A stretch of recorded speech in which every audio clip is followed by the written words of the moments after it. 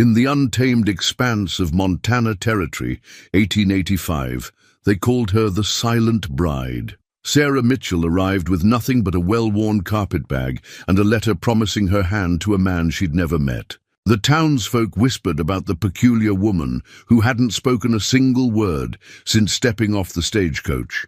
Some called it stubbornness, others suspected madness. But behind her silence lay a story deeper than the mountain valleys she now called home. Then came Thomas Blackwood, a cowboy whose weathered hands spoke of hard work and whose gentle eyes held no judgment. He didn't demand words from her like the others. Instead, he offered something far more precious: patience. In the quiet moments between sunset and starlight, they began writing their own language, one that required no voice to be heard.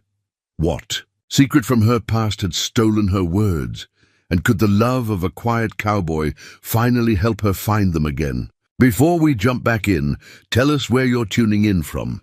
And if this story touches you, make sure you're subscribed, because tomorrow I've saved something extra special for you. The stagecoach rattled to a stop in front of Sweetwater's only hotel, kicking up clouds of dust that caught the late afternoon sunlight. Sarah Mitchell gripped her carpetbag tighter, her knuckles white against the worn leather. Through the coach's grimy window, she counted 3 wooden buildings with false fronts reaching toward the sky, desperate to appear grander than they were.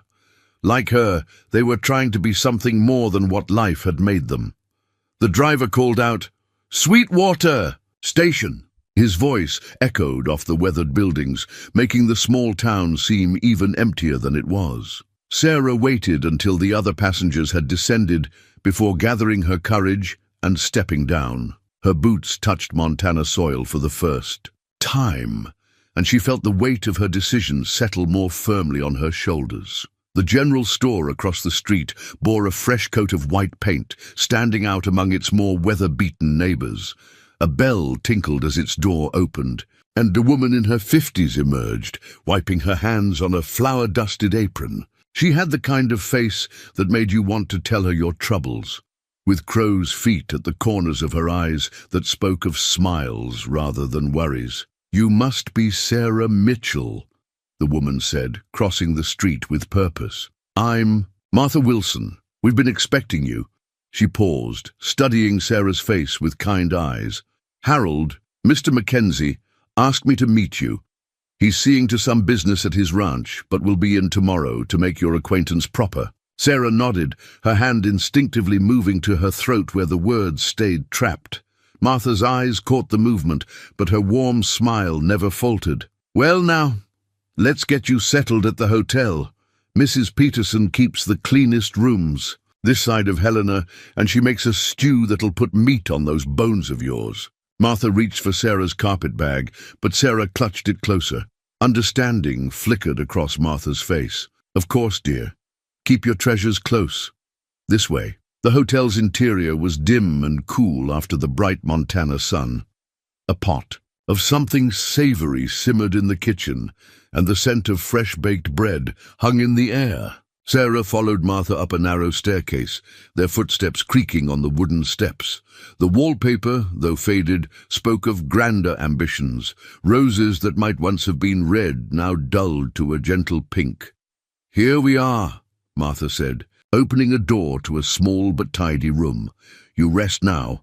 I'll have Mary bring up some washwater and supper later." She hesitated at the door, watching as Sarah placed her carpetbag carefully on the bed. "You know, dear, sometimes the hardest journeys end in the sweetest destinations. Whatever brought you here, well, Sweetwater has a way of healing hurts, given time." Sarah's eyes burned with unexpected tears. She managed another nod, and Martha seemed to understand all that went unsaid. The older woman's smile softened further. "I'll be at the store if you need anything at all." She closed the door quietly, leaving Sarah alone with her thoughts and the weight of tomorrow's meeting heavy on her mind. Through the window, Sarah could see the mountains rising in the distance, their peaks still holding patches of snow despite the spring warmth in the valley. They looked immovable, eternal, everything she wasn't. She unpacked her few belongings, 2 dresses besides the one she wore, a hairbrush with several teeth missing, and the letter that had brought her here, its creases worn soft with frequent handling. The marriage contract lay at the bottom of her bag, the final piece of who she was meant to become, Mrs. Harold Mackenzie. A name without a voice to speak it, but it was better than remaining where she was, better than the pitying looks and whispered conversations that followed her through her small Ohio town after the incident. Sarah sat on the edge of the bed, listening to the sounds of life drifting up from the street below. Wagon wheels on packed earth, horses nickering, the distant lowing of cattle. Tomorrow she would meet the man who had agreed to marry a woman who couldn't speak. Tomorrow she would begin whatever life Sweetwater had in store for her. For now, she allowed herself this moment of solitude, watching as the sun painted the mountain peaks gold, then pink, then purple. In the gathering dusk, a whippoorwill began its evening song, its clear notes carrying easily through the thin glass of her window.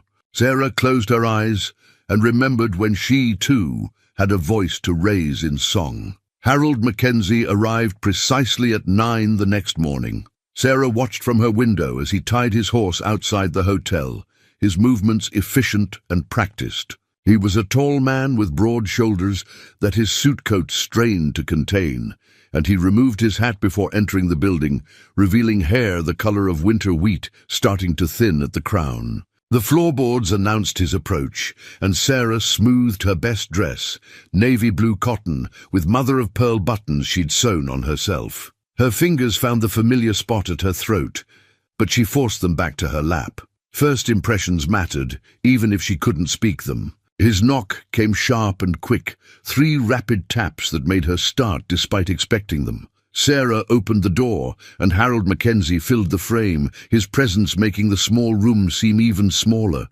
He smelled of leather and shaving. Soap and a gold watch chain gleamed across his vest. "Miss Mitchell," he gave a slight bow. "I trust your journey was comfortable?" Sarah nodded, gesturing to a chair, but he remained standing, studying her with eyes the pale blue of a winter sky. She saw the moment he truly registered her silence, watched as his expression shifted from polite interest to something harder to read. "Martha informed me of your condition," he cleared his throat. "I admit this wasn't mentioned in our correspondence." His hand went to the watch chain, fingers worrying the gold links. "Though I suppose it would have been difficult for you to mention it yourself." The attempt at humor fell flat in the quiet room. Sarah's cheeks burned, but she held his gaze, refusing to show shame for something she couldn't change. After a moment he sighed, his shoulders dropping slightly. "Well, what's done is done. The ranch needs a woman's touch, and you need a home. Our arrangement can still be mutually beneficial, assuming you can perform your duties without impediment." Sarah's hands clenched in her lap, but she nodded again. Harold pulled out his pocket watch, checking it with deliberate attention. "I've arranged for us to dine at the hotel this evening. 7 o'clock. We can discuss the details of our arrangement then." He paused, then added, "I trust you can be punctual at least." The words stung, but Sarah kept her face carefully neutral as she nodded once more. Harold replaced his hat, tugging the brim in a gesture that might have been courtly in another context. "Until this evening then, Miss Mitchell." He left as precisely as he'd arrived, his footsteps fading down the hallway. Sarah waited until she heard the street door close before allowing her shoulders to sag. She pressed her palm flat against her chest, feeling her heart racing beneath the stiff fabric of her bodice. The afternoon crawled by like molasses in winter. Sarah unpacked and repacked her carpetbag twice, pressed her dress again, though it didn't need it, and watched the street below her window until the shadows began to lengthen across the dusty road. At 7:15, she made her way downstairs to the hotel's dining room. Harold was already seated, studying a leather-bound ledger. He stood when she approached, waiting until she was seated before resuming his own chair. A crystal water glass sat at each place setting, the hotel's finest attempt at elegance. "I've taken the liberty of ordering for us both," Harold said, closing his ledger and tucking it away. Mrs. Peterson does a fine roast beef on Tuesdays. The meal arrived on china plates with blue willow patterns. Sarah ate carefully, conscious of every movement, every silent gesture required to navigate. The meal. Harold filled the silence with talk of the ranch. 200 head of cattle, 40 acres of good grazing land, a house with 4 rooms and a root cellar. It needs work, he admitted, cutting his meat with precise strokes. A woman's touch. As I said, the last few years since Margaret passed have been, well, he took a sip of water. We'll be married by the circuit preacher when he comes through next month. That should give you time to prepare whatever you need. Sarah set down her fork, her appetite suddenly gone. A month. 4 weeks to prepare for a life with this man who spoke of marriage like a business transaction, who saw her silence as an impediment to be overlooked rather than a part of who she was. But what choice did she have? Where else could she go? The letter in her carpet bag had been her last hope, her final chance at something like a normal life.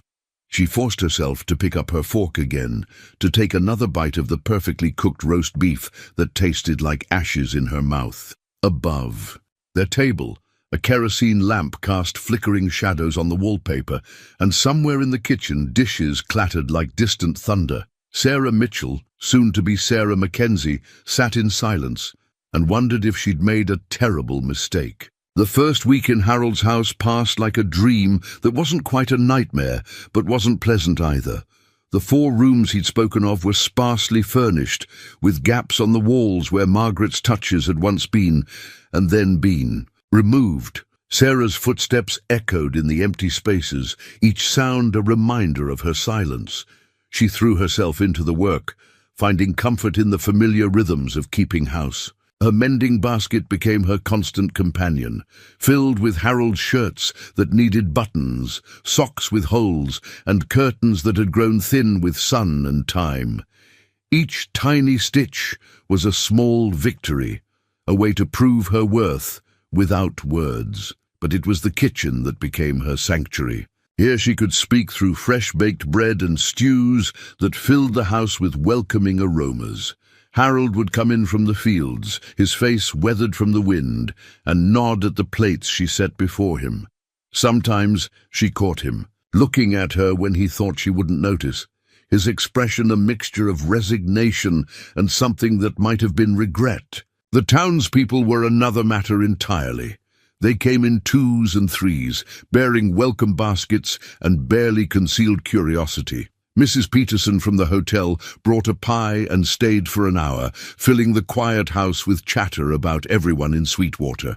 Sarah learned more than she needed to know about who owed money to whom, which marriages were happy, and which were held together by nothing more than habit and stubbornness. "Of course you're doing the Christian thing, Harold," Mrs. Peterson said as she prepared to leave, her voice carrying clearly from the front room to where Sarah stood in the kitchen. "Taking in a woman with her affliction. The Lord will surely reward your charity." Sarah's hands stilled on the dish she was drying.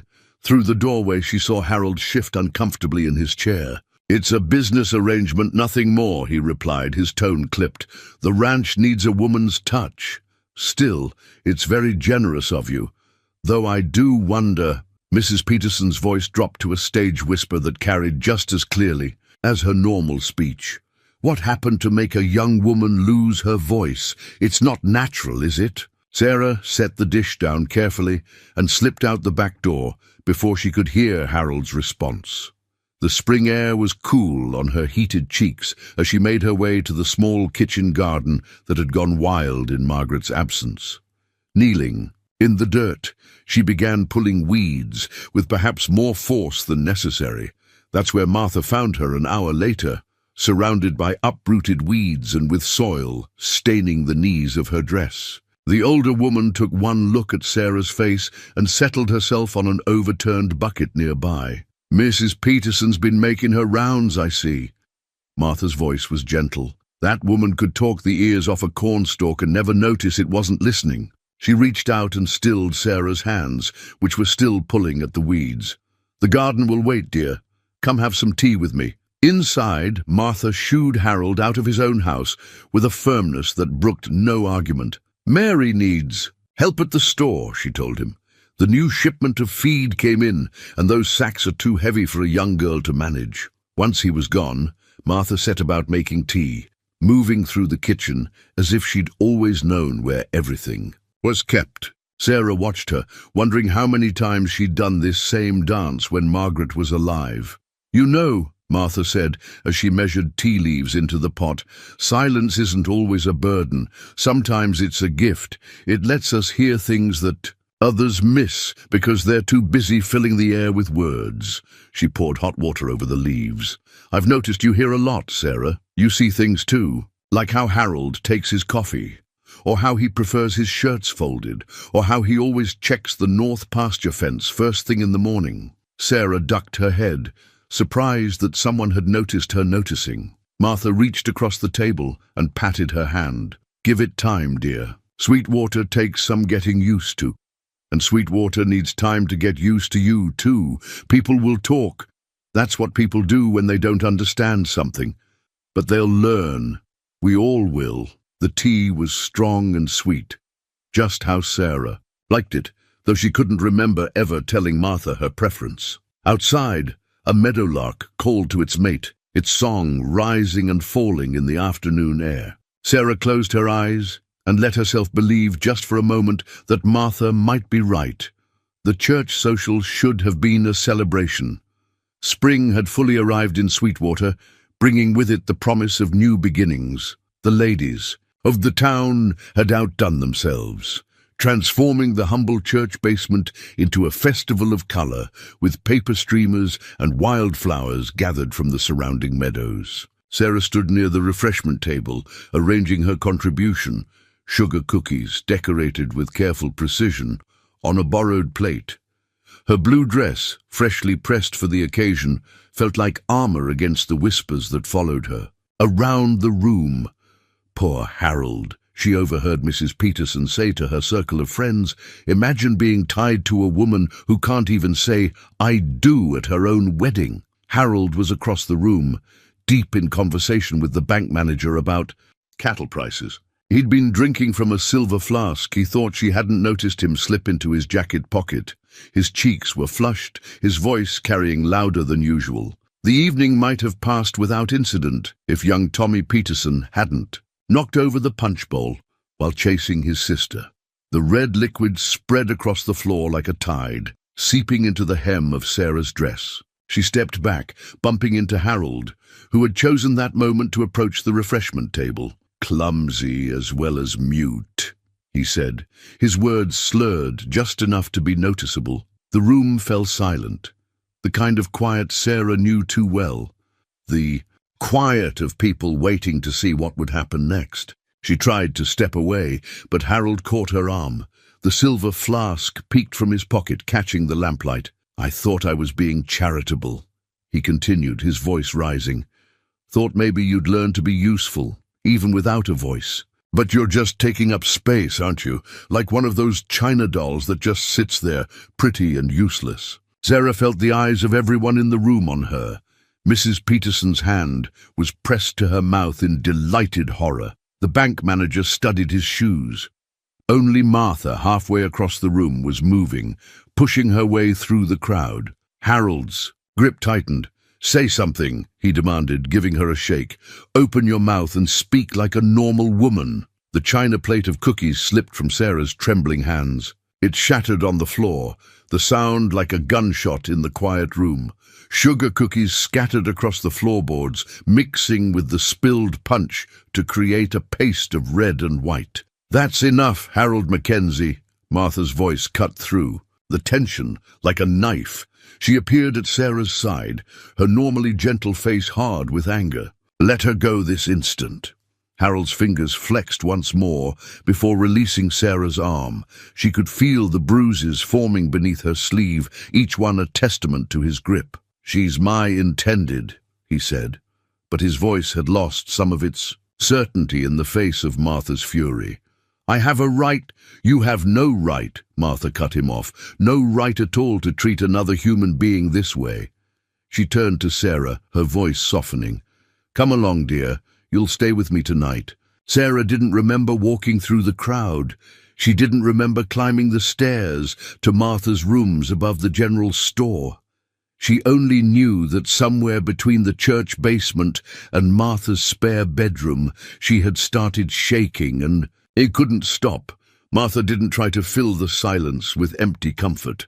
She simply helped Sarah out of the punch-stained dress, brought her a cup of chamomile tea, and sat with her until the shaking subsided. When Sarah finally met her eyes, the older woman's face was full of understanding. "Sometimes," Martha said. Quietly, "silence is safer than screaming, but that doesn't mean you have to endure his kind of noise." Martha's spare room became Sarah's refuge in the days that followed. It was small but neat, with a narrow bed tucked under a window that overlooked the main street. From here, she could watch the town's daily rhythms, the early morning wagons, bringing supplies, the schoolchildren at midday, the evening promenade of couples taking their after-dinner walks. Harold came by the store the morning after the social, his hat in his hands and sobriety returning shame to his eyes. Martha met him at the counter, her spine straight as a ramrod. "She's not receiving visitors," Martha said, loud enough for Sarah to hear from her perch on the stairs. "And she won't be returning to the ranch." "Now see here," Harold's voice rose. "She's my intended. We have a contract she signed, believing she was getting a husband, not a tyrant." Martha's voice could have frozen water. "I've already spoken with Reverend Davies. He agrees that under the circumstances, the contract is void." Sarah heard the thud of Harold's fist on the counter. "You have no right to interfere in my personal affairs. I have every right to protect someone who needs protecting." The steel in Martha's voice matched the hammer of Sarah's heart. "Now, I suggest you leave before I mention to Sheriff Wilson how those bruises came to be on Sarah's arm." The store bell jangled violently as Harold stormed out. Sarah crept down the stairs to find Martha gripping the counter, her knuckles white. The older woman's face softened when she saw Sarah. "Don't you worry, dear. He'll bluster and threaten, but he knows he's in the wrong. Besides," a hint of a smile touched her lips, "I have enough dirt on half the men in this town to ensure they'll side with us. Amazing what people will say in front of a shopkeeper they think isn't listening." That afternoon, Sarah insisted on helping in the store. She found peace in straightening shelves and measuring fabric for customers. Most people were kind enough to write their requests on the small slate Martha provided, though a few, like Mrs. Peterson, spoke louder than necessary, as if volume could overcome silence. "It's probably for the best," Mrs. Peterson announced to no one in particular while buying sugar. "Harold Mackenzie hasn't been right since his first wife passed, though I do wonder what he'll do now, poor man, all alone in that big house."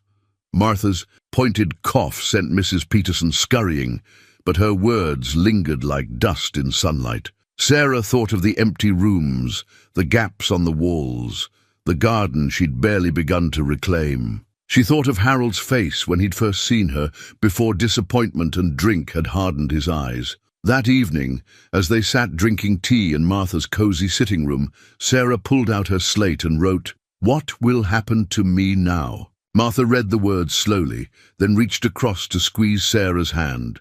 "Whatever you want to happen, dear, you're not alone anymore." Sarah erased the slate and wrote again, "But who will want me now? Oh, child." Martha's eyes were soft, with understanding. "The right person won't want you despite your silence. They'll love you complete with it just as you are." Outside, the sun was setting behind the mountains, painting the sky in shades of promise. Sarah watched the colors fade and felt, for the first time since stepping off the stagecoach, that maybe she had found her way home after all. Not in Harold's empty house, but here in this room above a general store, with a woman who understood that some kinds of strength came wrapped in silence. Thomas Blackwood rode into Sweetwater on a Tuesday morning, the sun at his back and spring mud still clinging to his horse's hooves. Sarah was arranging penny candy jars in the store window when she first saw him. his shadow falling across the glass like a painting coming to life. He dismounted with the easy grace of a man who'd spent most of his life in the saddle, though he couldn't have been much past 30. Unlike the local cowboys who came through town in unwashed groups, loud and boisterous, Thomas moved with a quiet deliberation that caught Sarah's attention. His clothes were trail-worn but clean, his dark beard neatly trimmed. When he entered the store, the bell announcing his arrival with its familiar tinkle, he removed his hat and nodded politely to both Sarah and Martha. "Ma'am," he said, his voice carrying the soft drawl of Texas, "I'm looking for work. Heard tell that some of the ranches hereabouts might be hiring for the spring drive." Martha was already reaching for her slate, but Sarah surprised herself by stepping forward first.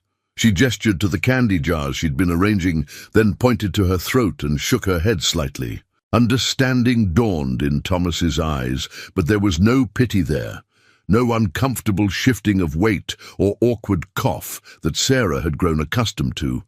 He simply nodded again and spoke directly to her. "Those look mighty fine, ma'am. Reminds me of a store my grandmother used to run down in San Antonio. She always said the secret was keeping the peppermint sticks in the front where the sun could catch them." Sarah found herself smiling, really smiling, for the first time in weeks. She moved one of the jars slightly, letting the morning light dance through the red and white stripes. "Well now," Martha said, watching this exchange with interest, "as for work, I know for a fact that the Wilson spread is looking for experienced hands. That's my brother's place, just north of town, and the Double Bar might be hiring too, though I'd steer clear of the Mackenzie Ranch if I were you. Some troubled waters there at present." Thomas's eyes flickered briefly to Sarah, then back to Martha. "Appreciate the warning, ma'am. Would you be kind enough to point me toward the Wilson place?" Martha gave him directions, then added casually, "You'll be needing supplies, I expect. Sarah here can help you while I see to the mail that just came in." Left alone with Thomas, Sarah found herself strangely calm. She moved behind the counter and pulled out an order slip, ready to write down whatever he needed. But Thomas surprised her again. "If you don't mind," he said, pulling a small leather journal from his saddlebag, "I keep a list. Helps me remember what I need when I'm on the trail." He opened the journal to a well-worn page and showed her his neat handwriting. "Coffee, sugar, bacon, beans, ammunition for a Winchester rifle." Sarah gathered the items efficiently, weighing and measuring with practiced ease. As she worked, she noticed Thomas sketching in his journal, his pencil moving quickly across the paper. When she finished totaling his order, he turned the journal, so she could see there on the page was a rough but recognizable sketch of the store interior, with its rows of jars catching the morning light. "My hands are better at drawing than writing," he explained, a slight flush coloring his weathered cheeks, "though I manage both when needed." Sarah touched the corner of the sketch lightly, tracing the careful lines that captured not just the scene, but the feeling of the morning sun through the windows. She looked up to find Thomas watching her with gentle eyes that held neither expectation nor demand. Martha chose that moment to return, carrying a stack of letters. "Found what you needed?" she asked, though her gaze moved thoughtfully between Sarah and Thomas. "Yes, ma'am, and then some." Thomas carefully closed his journal and reached for his purchases. "Much obliged for your help, both of you." At the door, he paused and turned back. "I might be in town a while. If the Wilson place works out, would it be all right if I stop by again? The light in here, well, it's good for drawing." Sarah nodded before she could think better of it, and Thomas's smile crinkled the corners of his eyes. "Until then," he said softly, and was gone, the bell marking his departure as gently as it had announced his arrival. Martha waited until his horse's hoofbeats had faded before saying, "Well now, that's a different sort of cowboy, isn't he?" Sarah busied herself straightening the candy jars, but she couldn't hide her smile. Different indeed. Over the next few weeks, Thomas Blackwood became as regular a fixture in the store as the penny candy jars in the window. He'd stop by in the early mornings before heading out to the Wilson Ranch, or in the evenings when the day's work was done. Sometimes he'd buy small items, tobacco, matches, a new pencil for his sketching. Other times he'd just sit on the porch with his journal, drawing the town as it came alive, with the spring thaw. Sarah found herself looking forward to these quiet visits.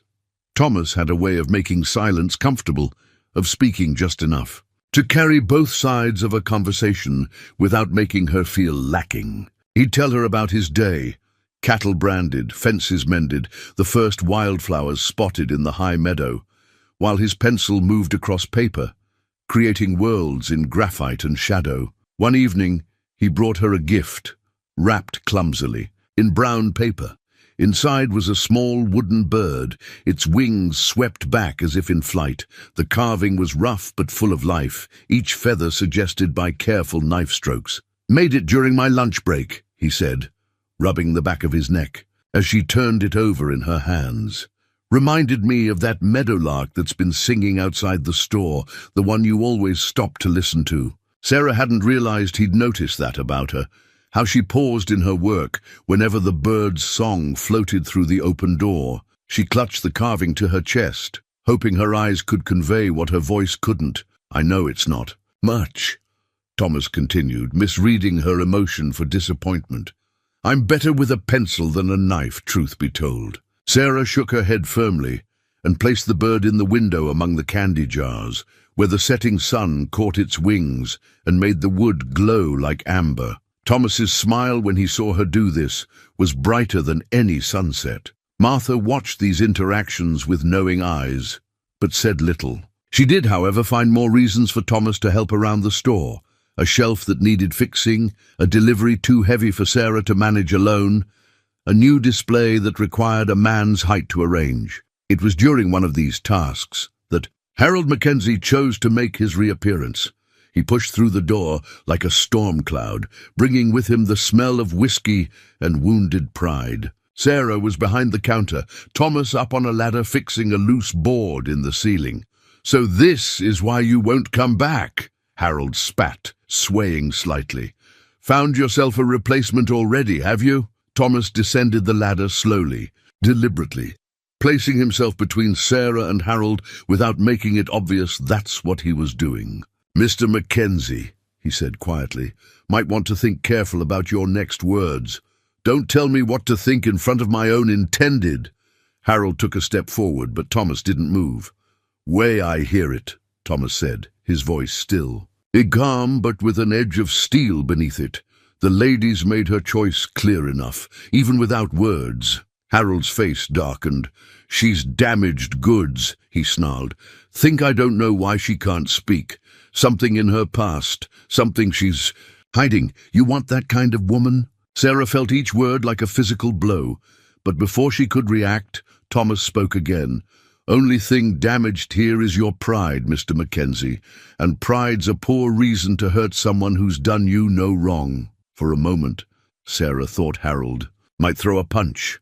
His hands clenched into fists, the knuckles white with strain, but Thomas stood his ground, quiet and immovable as a mountain, and something in his stillness seemed to drain the fight from Harold. "You're welcome to each other," Harold finally muttered, and stormed out as suddenly as he'd arrived. In the silence that followed, Sarah became aware that she was trembling. Thomas turned to her, his eyes full of concern, but asking nothing, demanding nothing. He simply held out his hand, palm up, offering comfort only if she chose to take it. Sarah looked at that weathered palm, scarred from rope burns and saddle leather, gentle enough to draw delicate sketches and carve tiny birds. Slowly, carefully, she placed her hand in his.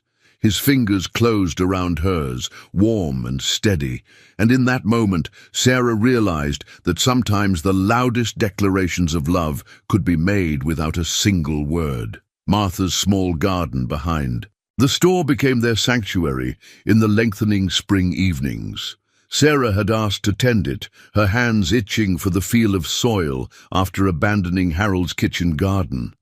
Thomas, it turned out, knew a fair bit about growing things from his grandmother's teachings. "She always said a garden needs talking to," he told Sarah one evening as they worked side by side, pulling weeds from around tender vegetable shoots. but I reckon they respond just as well to caring hands and a gentle heart. Sarah glanced up at him through her bonnet's brim, catching the way his eyes crinkled at the corners when he smiled. He'd taken to removing his shirt while they worked, and the setting sun bronzed his skin, highlighting old scars and the play of muscles beneath tanned flesh. She quickly looked back at her work, hoping he hadn't noticed her staring. But Thomas noticed everything about her.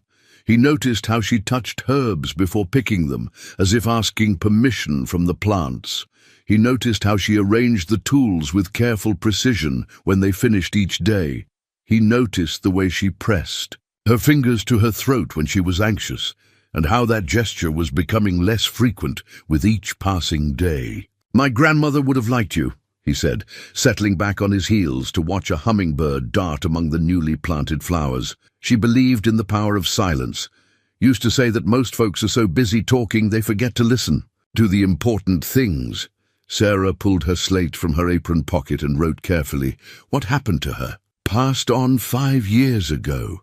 Thomas's voice was soft with memory.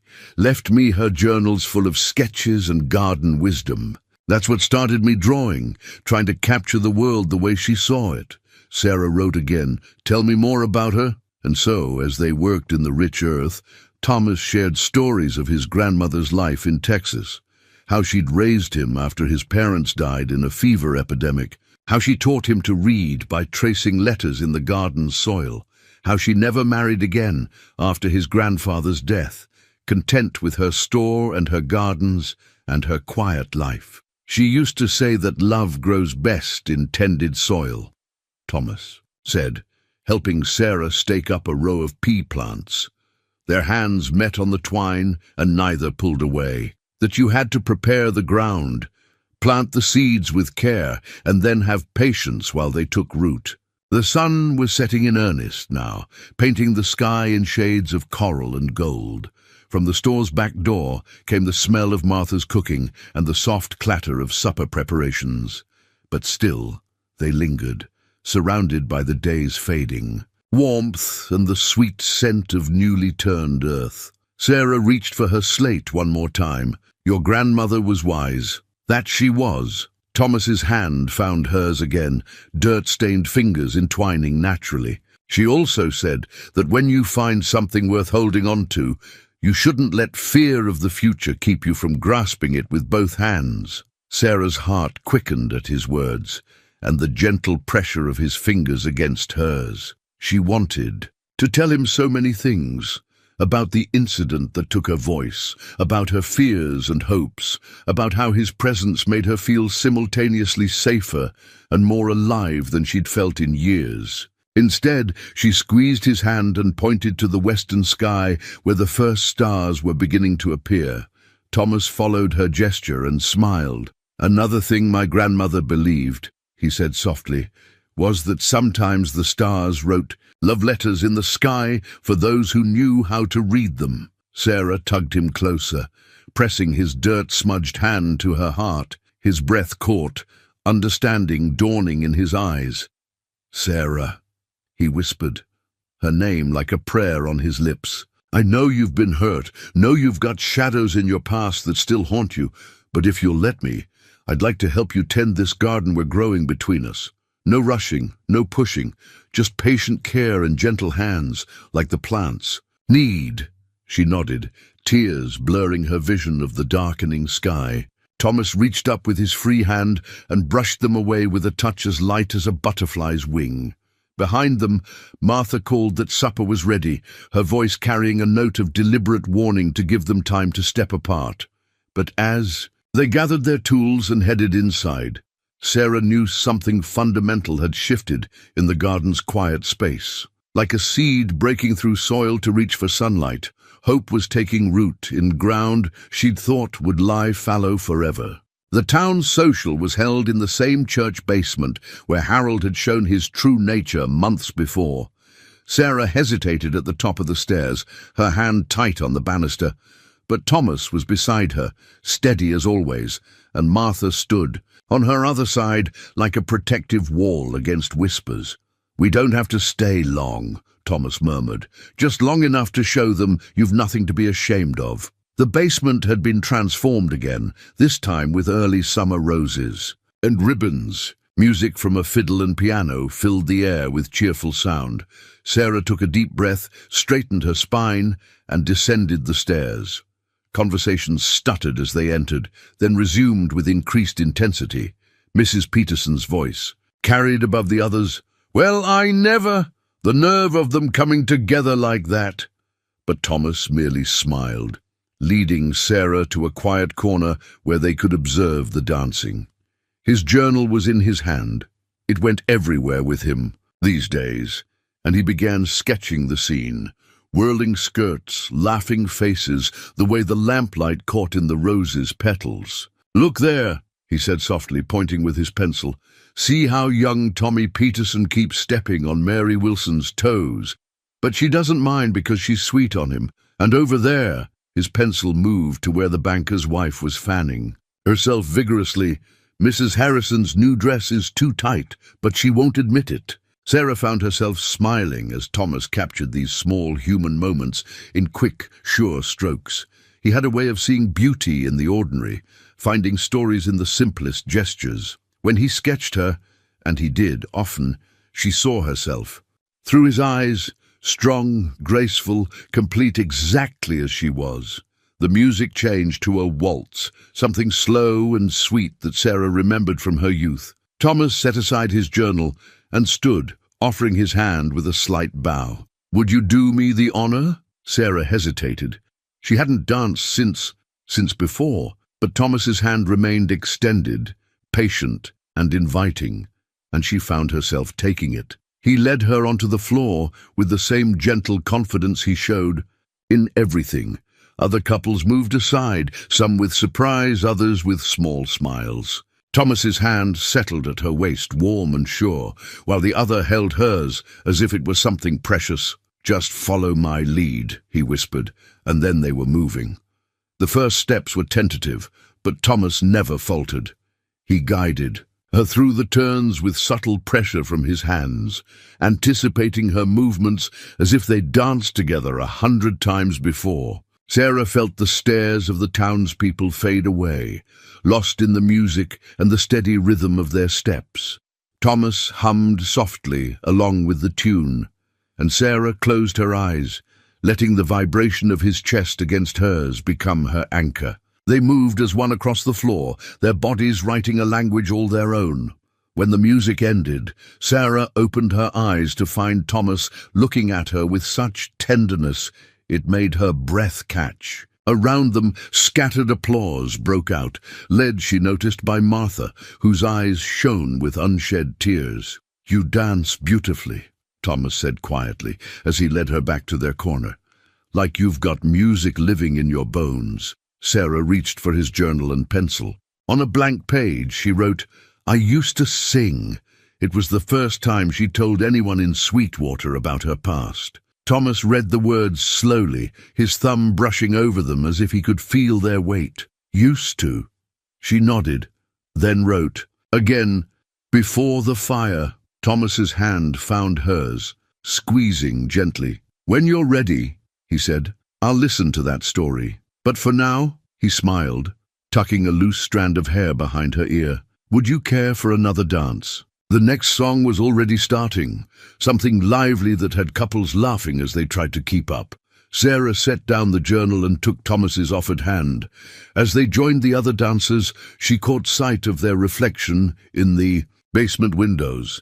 Her face flushed with happiness, his eyes never leaving her, their movements perfectly matched. In that moment, Sarah realized that she was no longer the silent bride who had stepped off the stagecoach months ago. She was becoming someone new, someone who could speak volumes without uttering a word, someone who was learning that love had its own language, written in garden soil and graphite sketches, and the perfect harmony of two hearts beating in time. The stranger arrived on the afternoon stage, bringing with him the dust of travel and the weight of secrets. Sarah was alone in the store, Martha having gone to help Mary with a difficult delivery at the Wilson ranch. Through the window, she watched the man descend from the coach, his dark suit out of place in the frontier town. He paused on the boardwalk, consulting a piece of paper, then entered the store.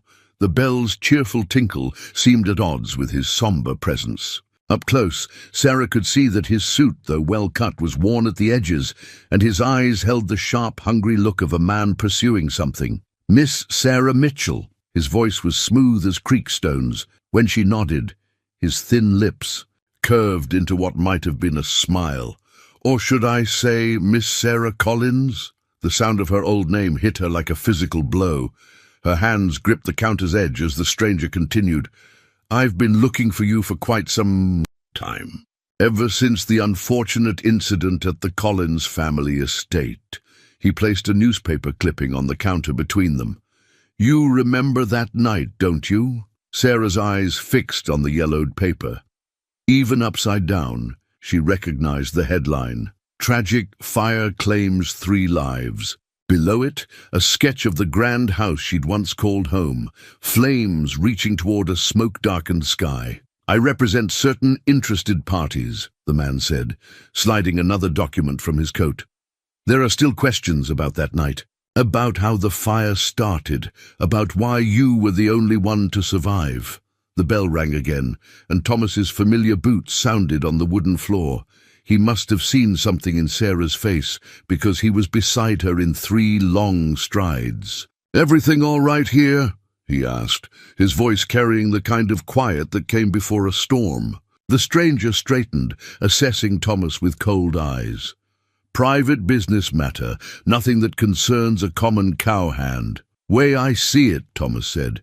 "Anything that puts that look on the lady's face concerns me plenty." Sarah's trembling fingers found Thomas's arm. He covered her hand with his own, warm and solid and real, anchoring her to the present moment. The stranger's lips thinned further. "Perhaps we could discuss this somewhere more private, Miss Collins?" "The lady's name is Mitchell," Thomas said firmly, "and she's not going anywhere with you." Just then, the door opened a third time, admitting Martha and Mary, their faces bright from successful delivery and shared joy. The scene before them stopped them short. Sarah pale and shaking, Thomas protective beside her, the stranger with his accusations hanging in the air like smoke. Martha took in the situation with one sharp glance. "Mary, dear, run fetch your father. Tell him we need him at the store. Official business." Mary disappeared without a word. Martha moved behind the counter, placing herself at Sarah's other side. "Now then," she said, her voice steel-wrapped in silk, "I believe you were just leaving, sir." "This isn't finished," the stranger warned, gathering his papers. "There are those who want answers about that night. About the deaths of Jonathan and Elizabeth Collins and their son David. About the mysterious fire that started in the music room where you were last seen." Each name struck Sarah like a hammer blow. David, her sweet younger brother who'd loved her singing. Her parents who'd built their lives around music and beauty. The music room where she'd been practicing late that night, where the lamp had fallen, where the flames had spread so quickly. "That's quite enough," Martha's voice cut through the memories. "Sheriff Wilson will be here shortly. I suggest you take your insinuations elsewhere." The stranger straightened his worn coat. "Good day, Miss Collins. We'll speak again." After he left, Sarah's legs gave way. Thomas caught her, easing her onto the chair Martha quickly provided. His strong hands rubbed gentle circles on her back as she fought for breath. "It's all right," he murmured. "You're safe here. No one's going to hurt you." But Sarah knew the stranger's arrival had changed everything. Her past, which she'd tried so hard to leave behind, had followed her to Sweetwater. Soon they would all know the truth. About the fire, about her silence, about the guilt she'd carried for so long. She looked up at Thomas, wondering if the tenderness in his eyes would turn to judgment when he learned the whole story. His hand found hers, squeezing gently, as if he could read her thoughts. "Whatever it is," he said softly, "whatever happened back then, it doesn't change who you are now, and who you are is someone I'm proud to stand beside." That evening, after Martha had shooed away the sheriff and his questions, Sarah sat in the garden with Thomas. The sun had set, but the western sky still held a faint glow, just enough to see by. A small chalkboard lay in Sarah's lap. Martha's. Idea. Easier to erase than the slate, better for longer stories. Thomas sat quietly beside her on the wooden bench he'd built last week, close enough that she could feel his warmth, but not so close as to crowd her. Above them, the first stars were beginning to appear, like scattered diamonds on black velvet. Sarah's chalk moved slowly at first, uncertain. I was 19, she wrote, living with my family in Connecticut. We had money, position, respect. She paused, swallowing hard. We had music. Thomas read silently, his shoulder touching hers in quiet support. She erased the words and continued. Father played violin. Mother, piano. David, my brother, was learning both. I sang. We had concerts in our music room every Sunday evening. The chalk trembled slightly. That night I was practicing late, a new piece for the next concert. She had to stop then, the memories threatening to overwhelm her. Thomas's hand found hers in the growing darkness, warm and steady. Take your time, he murmured. I'm not going anywhere. The chalk moved again, stronger now. The lamp fell. I don't know how. Maybe I bumped the table, maybe the cat. I tried to catch it, but the oil spilled. The flames spread so fast. Her hand was shaking so badly that the words were barely legible. I screamed for them to wake up. I screamed until I couldn't scream any more. Thomas's arms slipped around her shoulders, drawing her close as silent tears fell onto the chalkboard, smearing the words. She let the chalk fall, turning her face into his chest as the sobs she'd held back for 2 years finally broke free. He held her through the storm, one hand stroking her hair while the other kept her anchored against his heart. When the sobs subsided, he reached down and picked up the fallen chalk, pressing it gently back into her hand. Sarah took a shuddering breath and continued writing. The smoke was so thick, I couldn't find them. A neighbor pulled me out just before the roof collapsed. They said I was still singing when they found me, but I haven't made a sound since that night. Oh, my brave love, Thomas whispered, the endearment falling naturally from his lips. You've carried this alone for so long. She erased the board with trembling fingers. Now you know why I can't speak, why that man is here. Some people think I started the fire on purpose to inherit everything, but I loved them so much. I believe you, Thomas said firmly, and anyone who knows you, truly knows you, would believe you too. Sarah turned to look at him, really look at him, in the deepening twilight. His face held nothing but compassion and something deeper, something that made her heart flutter despite her pain. That stranger, he continued, he's not here for justice. Men like that, they feed on other people's pain. But you're not alone anymore, Sarah. You've got Martha and Mary and the sheriff on your side. And you've got me, for as long as you want me. She wrote one last time on the chalkboard. What if I want you forever? Thomas's breath caught. Slowly, giving her time to pull away, he raised his hand to cup her cheek. Then forever it'll be, he said softly, if you'll have a simple cowboy who's more at home with horses than high society. Sarah let the chalkboard slide to the ground as she leaned forward to press her lips to his. The kiss was gentle, tender, a promise written without words. When they parted, Thomas rested his forehead against hers. We'll face whatever comes together, he promised. That stranger, the past, all of it. And someday, when you're ready, maybe you'll find your voice again. But even if you don't know this, I hear you clear as day, Sarah Mitchell. I hear every word your heart speaks. In the garden's darkness, surrounded by the scent of earth and growing things, Sarah felt something shift inside her. The weight of her secret, shared at last, seemed lighter somehow. And though she couldn't yet imagine ever speaking again, she knew that Thomas was right. There were many ways to be heard, to be understood, to be loved. The stars continued their slow dance overhead, witnesses to promises made in silence, but sealed with all the strength of spoken vows. The wanted poster appeared on Sheriff Wilson's desk the next morning, carried by the stranger who now had a name, James Barrett, private investigator. The paper was creased and worn, but the face staring out from it was unmistakably Harold Mackenzie's, though under a different name. "William Hawkins," Barrett read aloud to the gathered group. "The sheriff, Martha, Thomas and Sarah. Wanted in 3 states for insurance fraud, arson, and suspicion of murder. His preferred scheme involves marrying women with property, arranging unfortunate accidents, and collecting the insurance money." Sarah sat very still in her chair, Thomas's hand steady on her shoulder. The sheriff studied the poster, his weathered face grim. "And you believe he came here tracking Miss Mitchell?" he asked. Barrett nodded. He must have learned about the Collins fire, figured she'd be vulnerable. Easy target, a mute woman with a suspicious past. But something spooked him. Maybe her silence wasn't what he expected, maybe he got impatient. Either way, he's moved on to his next scheme. "The ranch mortgage," Martha said suddenly. "He's been borrowing heavily against it, talking about improvements. No one's ever seen—" "Classic pattern," Barrett confirmed. "He takes out loans, insures heavily, then arranges an accident. Usually fire. It destroys the evidence." Thomas's grip tightened on Sarah's shoulder. "The night of the social," he said, quietly, "when he was drinking. He kept muttering about smoke and justice." The sheriff stood, checking his gun belt.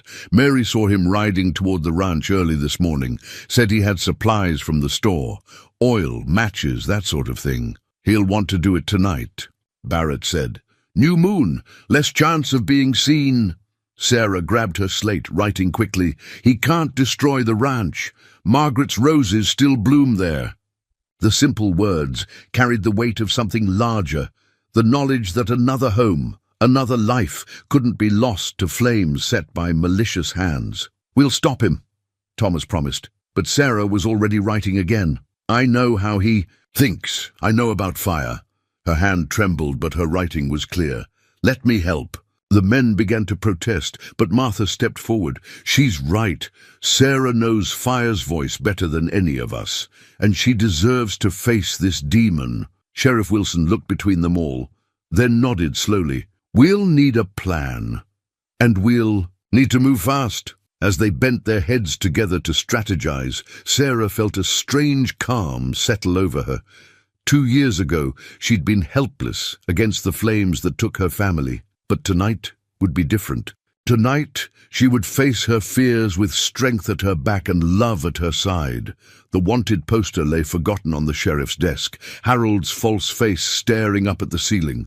Soon he would learn that some silences held not weakness, but steel, and some voices, once found, could not be silenced by fear or flame. Outside the sheriff's office, Sweetwater went about its morning business, unaware that by nightfall, the truth about both Harold Mackenzie and Sarah Mitchell would be written in letters of fire against the dark prairie sky. They caught Harold, William Hawkins, in the act of spreading oil along the ranch house's back wall. The new moon made the night pitch black, but Sarah saw him clearly in the light of his own lantern. He worked with the efficiency of someone who had done this before, someone who knew exactly how fire would spread and where it would burn hottest. Thomas and the sheriff approached from different directions, moving as quietly as hunting cats. Barrett hung back with Sarah and Martha, watching from the shadows of the barn. The plan was simple: catch him in the act, take him alive, let justice be served in a proper court. But plans, like silence, can be broken. Harold must have heard something, a boot scuff, a whisper of movement. He spun, lantern raised, and Sarah saw his face twist with rage when he spotted Thomas. "Should have known you'd interfere," he snarled, reaching for his gun belt. Everything happened at once. The sheriff shouted a warning. Thomas dove for cover. The lantern slipped from Harold's hand as he drew his pistol, hitting the oil-soaked wood with a crash of breaking glass. The flames caught instantly, racing along the wall with hungry eagerness. Harold fired twice, the shots crackling like lightning. In the darkness, then Sarah was running, not away from the fire this time, but toward it. She heard Thomas calling her name, heard Martha's frightened gasp. But she kept moving, driven by a force stronger than fear. Harold turned at her approach, his gun swinging toward her. She saw his finger tighten on the trigger.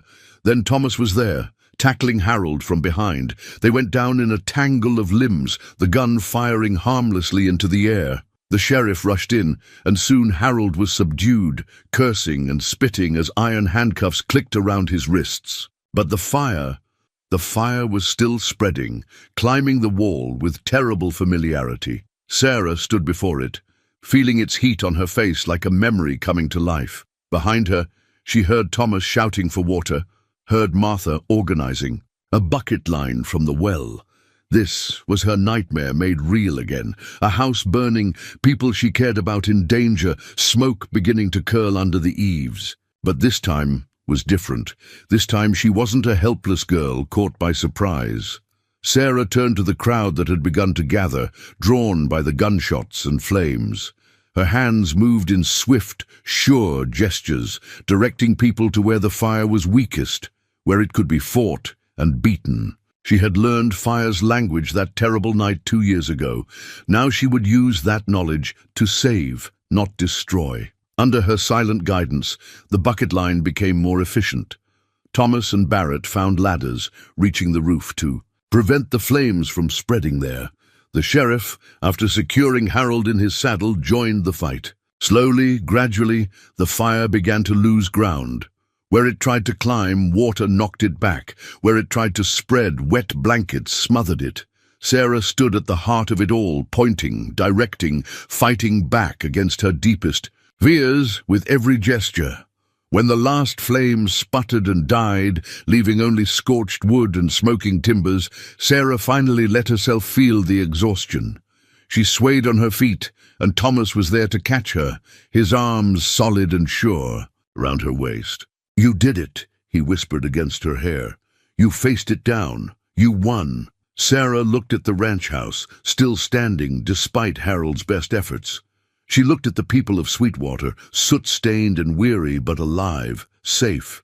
She looked at Harold, slumped in his saddle under the sheriff's watchful eye. And for the first time since the night her family died, Sarah felt not the crushing weight of guilt, but the soaring lightness of redemption. She had not been able to save her first home, but she had saved this one. And in doing so, she had begun to save herself. Dawn found Sarah sitting on Martha's porch, wrapped in a quilt, despite the summer morning's warmth. Her childhood locket lay open in her palm, the tiny photographs inside barely visible in the early light. Her father with his violin, her mother at the piano, young David grinning between them. She hadn't looked at it since arriving in Sweetwater, but now the familiar faces brought comfort rather than pain. Thomas sat beside her, his own face showing the exhaustion of the night's events. They'd given their statements to the sheriff, watched Harold, William, being locked away in the jail, helped clean up the worst of the fire damage. Now, in the quiet of morning, there was time to simply be. "What are you thinking?" Thomas asked. Softly, his voice rough from smoke and fatigue. Sarah reached for the small chalkboard they'd left on the porch railing. "About music," she wrote. "About how some songs stay with you even when you can't sing them anymore." Thomas was quiet for a moment, watching the sun rise over the distant mountains. Then he pulled out his journal and began to sketch. Sarah leaned against his shoulder, watching as her family emerged on the page, not as they appeared in the lockets, formal portraits, but as she described them in the garden. Her father standing tall with his violin tucked under his chin, her mother's hands dancing over piano keys, David's face bright with joy. "They're still with you," Thomas said as he added shading to David's curls, "still making music through your memories." Sarah took the chalk again. "Last night, fighting the fire, it was like conducting an orchestra. Everyone moving together, following the music only I could hear." "You saved the ranch," Thomas reminded her. "You faced your fears and won." "We saved it," she corrected on the board. "I wasn't alone this time." Thomas set aside his journal and took her hands in his. "Sarah," he said, his voice gentle but serious, "I have something to ask you, and I want you to know that your answer, however you choose to give it, will be enough." She felt her heart skip, then steady. She knew what was coming. had seen it in his eyes for weeks now, had felt it growing between them like the flowers in Martha's garden. "I love you," he said simply. "Your strength, your grace, your silent wisdom. I love the way you listen with your whole heart, the way you speak through gestures and touches, and the light in your eyes.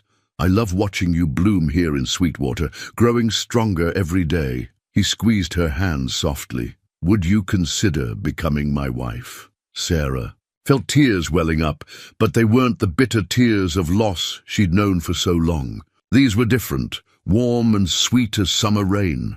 She opened her mouth, wanting to say yes, needing to say yes. Yes. The word came out as barely more than a whisper, rough from disuse and thick with emotion. But it was there, her voice, small and wavering but real. Thomas's eyes widened, his hands tightened on hers, but he didn't speak, didn't rush to fill the silence. He simply waited, patient as always, letting her find her way. "Yes," Sarah said again, a little stronger this time. "Yes, Thomas." And then she was in his arms, both of them crying and laughing at once. She felt his heart pounding against hers, felt the tremor in his hands as he cradled her face. "I love you," she whispered, the words rusty but true. "I love you." The sun crested the mountains, painting the world in gold. From inside the store came the sound of Martha moving about, preparing for the day. Soon the town would wake, and the news would spread. Not just of Harold's true identity and arrest, but of love triumphant and a voice reclaimed. But for now, Sarah and Thomas sat wrapped in the morning light in each other's arms. She didn't try to say more, knowing her voice would need time to grow strong again, like a plant long dormant, finally reaching for the sun. But those three words, "yes" and "I love you," were enough.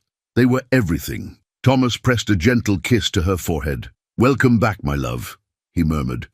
"Welcome home." Sarah's first letter lay on Martha's kitchen table, the words carefully formed, each one a testament to her growing strength. She had written it that morning, her hand shaking only slightly as she put ink to paper. "Dear Mr. Barrett," it began, "I am ready to tell my story." The private investigator sat across from her now, his sharp face softened by something like respect. Thomas stood behind Sarah's chair, one hand resting supportively on her shoulder. Martha busied herself making tea, but her attention never strayed far from the scene unfolding at her table. "Take your time," Barrett said, his notebook open before him. "Tell me everything you remember about that night." Sarah's voice, though growing stronger each day, wasn't ready for such a long tale. Instead, she wrote, pausing occasionally to sip the tea Martha placed at her elbow. She wrote about the music room, about practicing a new piece for the Sunday concert, about the lamp falling, the oil spreading, the flames that seemed to come alive with horrible speed, about screaming for her family until her voice gave out, about trying to reach their rooms through the smoke. "I couldn't save them," she wrote, the words slightly smudged where tears had fallen, "but I never stopped trying. Even when the neighbors pulled me out, I was still fighting to go back in." Barrett read each page as she finished it, his expression thoughtful. "This matches what other witnesses told us," he said. "The neighbors, the fire brigade. They all spoke of your attempts to re-enter the house, not the actions of someone who started the fire deliberately." He pulled out several documents from his briefcase. "We've been investigating William Hawkins, or Harold Mackenzie as you knew him, for months. His pattern is clear. He seeks out vulnerable women, preferably those with property or inheritance, and arranges accidents to profit from their deaths." Sarah's hand tightened on her pen. "He thought I'd be an easy target." "Yes," Barrett nodded, "but you proved stronger than he expected. When you refused to play the victim, he moved on to his backup plan, burning the ranch for the insurance. Money. What will happen to him now?" Sarah wrote. "He'll face charges in multiple states. Your testimony about his attempted arson here, combined with the evidence we've gathered elsewhere, should ensure he spends a very long time in prison." Barrett gathered his papers. "And Miss Mitchell, the investigation into your family's fire is officially closed. You were never more than a witness to that tragedy." Sarah felt tears threatening again, but these were tears of relief. Thomas's hand squeezed her shoulder gently, and Martha discreetly wiped her eyes with her apron. After Barrett left, Sarah sat quietly, running her fingers over the pages of her statement. Each word was a step away from the past, a brick in the foundation of her new life. "You did well," Thomas said softly. "Your family would be proud." Sarah reached for a fresh sheet of paper. "I want to visit their graves," she wrote. "Before our wedding. Will you come with me?" "Of course," Thomas replied without hesitation. "We can leave whenever you're ready." Martha, who had been reading over Sarah's shoulder, spoke up. "The garden will keep while you're gone, and Mary can help in the store." She smiled warmly. "Some journeys need to be made before new ones can begin." Sarah stood and hugged Martha tightly. Then she took Thomas's hand and led him to the porch, where his journal lay waiting.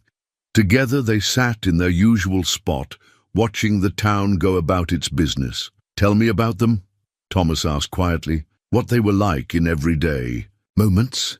And Sarah began to write, filling pages with memories she'd kept locked away for too long. About her father's habit of humming while he read the newspaper. About her mother's secret drawer of penny novels. About David's constant questions and bright laughter. As she wrote, she found herself making small sounds, huffs of amusement at funny memories, soft hums of agreement when Thomas asked questions. Her voice, like a shy, wild thing, was slowly learning to trust again. Thomas sketched as she wrote, bringing her memories to life on paper.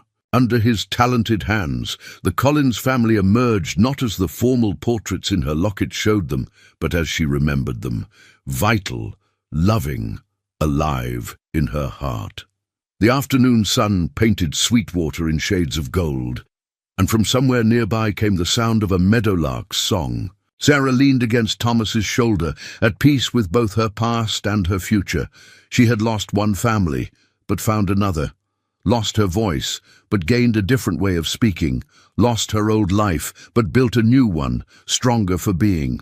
Chosen rather than given.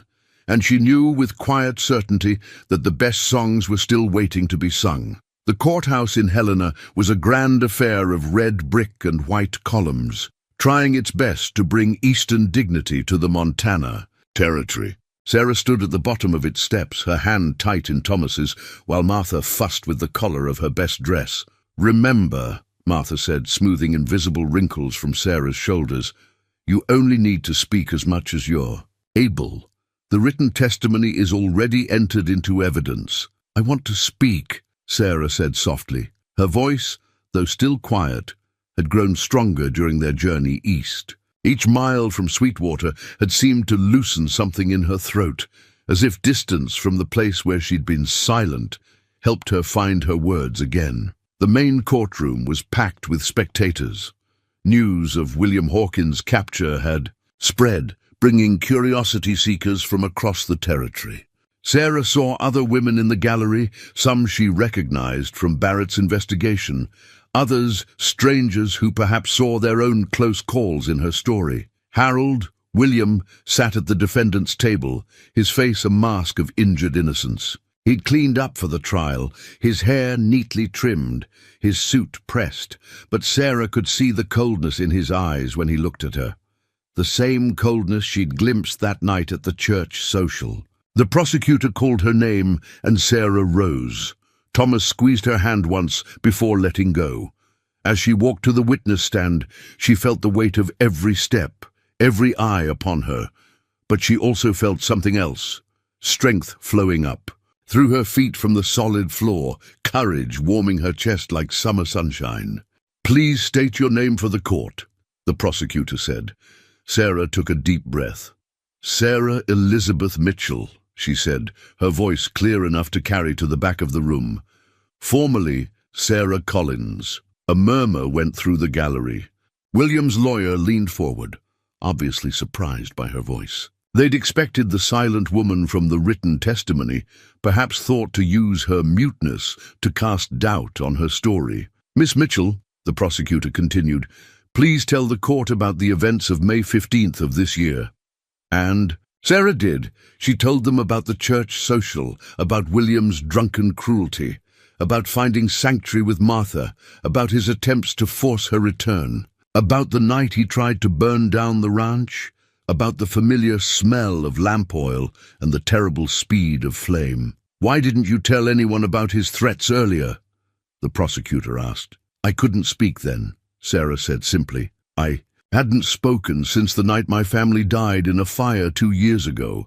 A fire that wasn't set deliberately, as Mr. Barrett's investigation proved. A fire that taught me its language, helped me recognize what Mr. Hawkins planned to do to the ranch." William's lawyer objected, but Sarah continued, her voice growing stronger with each word. "I saw how he laid the oil, saw how he chose his starting point, where the flames would spread fastest. He knew about fire, just like I did, but he used that knowledge to destroy. I used it to save." The cross-examination was brutal. William's lawyer tried to paint her as a fortune hunter, a woman with a suspicious past who tried to trap a respected rancher into marriage. But Sarah stood firm, her voice never wavering as she told the truth. "Yes, I came to Sweetwater looking for a new start. Yes, I agreed to marry a man I'd never met. I was running from my past, from the whispers and suspicions about the fire that took my family, but I never tried to trap anyone. When I saw who Mr. Hawkins really was, I left. I found real friendship with Martha Wilson, found love with Thomas. Blackwood, found my voice again, speaking truth instead of hiding in silence." She looked directly at William as she spoke her final words. "I know fire's voice, Mr. Hawkins. I know how it speaks, how it moves, how it destroys. You thought my silence made me weak. But sometimes silence teaches us to listen better, to see more clearly, to understand the difference between destruction and redemption." The jury took less than an hour to reach their verdict. Guilty on all counts, with recommendations for the maximum sentence. As the judge read the verdict, Sarah sat between Thomas and Martha, feeling the last weights of her past finally fall away. Outside the courthouse, autumn sunlight painted the world in shades of gold and amber. Sarah stood on the steps where she'd started the day, but now her hand was relaxed in Thomas's grip, her shoulders straight, her heart light. "Ready to go home?" Thomas asked softly. Sarah looked up at him, at the love and pride shining in his eyes. She looked at Martha, who was already planning the wedding they'd postponed for the trial.